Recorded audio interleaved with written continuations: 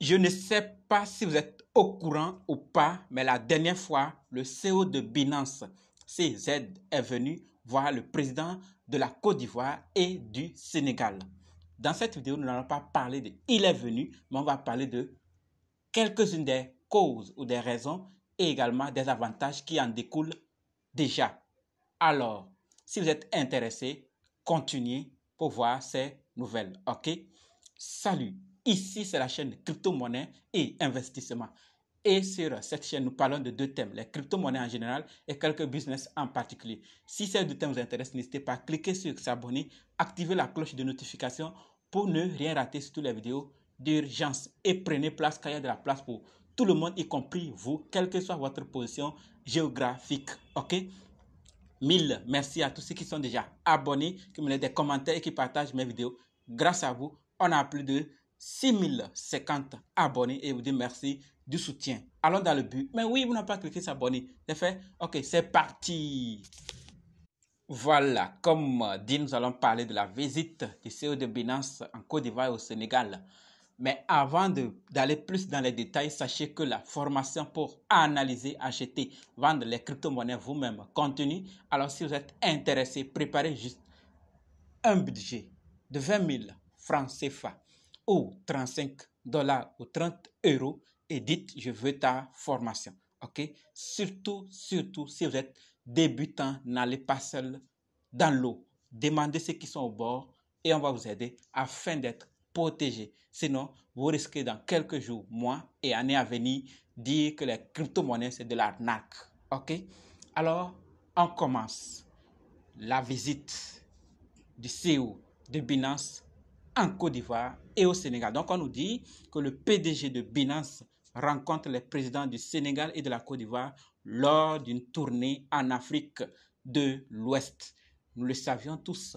CZ annonce le partenariat de Binance avec Joko Labs, l'un des premiers centres d'impact social en Afrique. Vous voyez déjà? Et écoutez ce qu'il dit.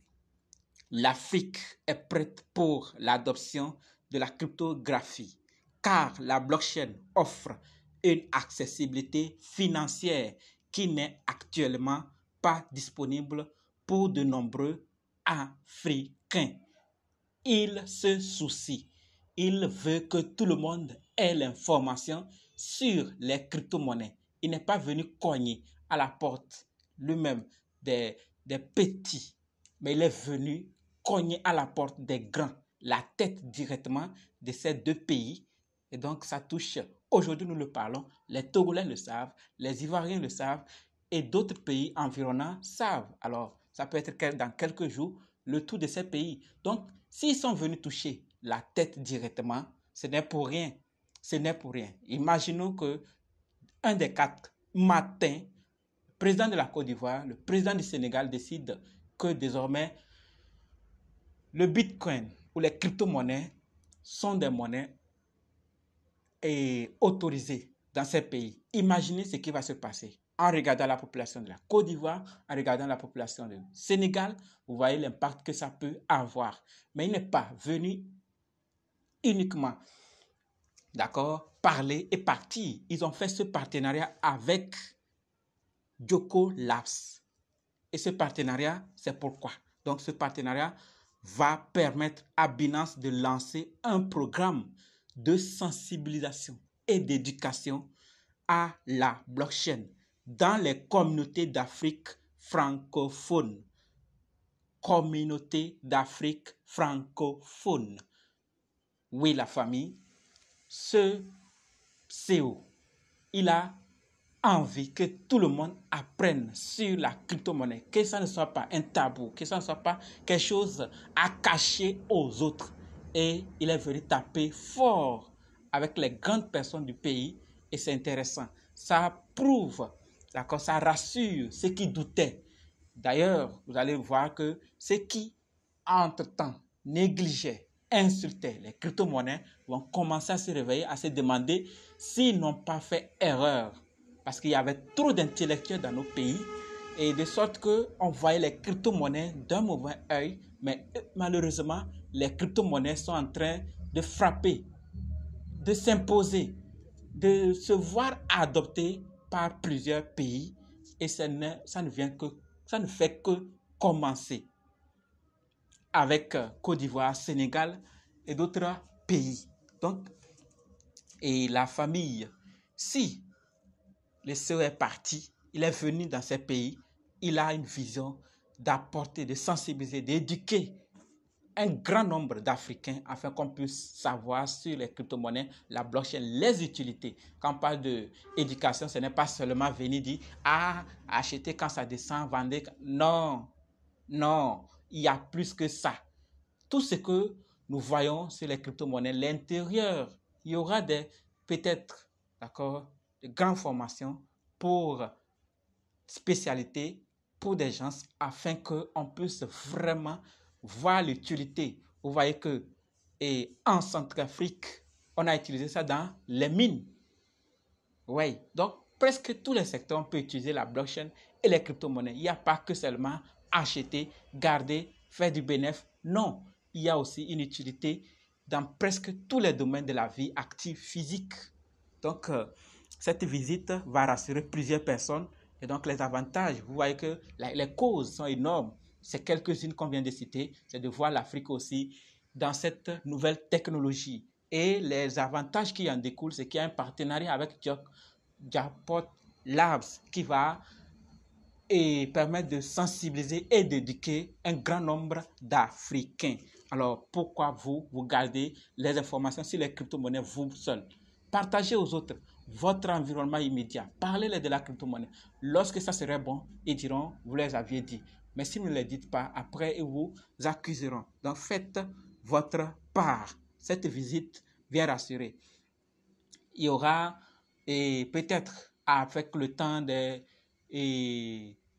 réglementations pour que le gouvernement également puisse avoir sa part, contrôler les transactions. C'est normal, c'est normal.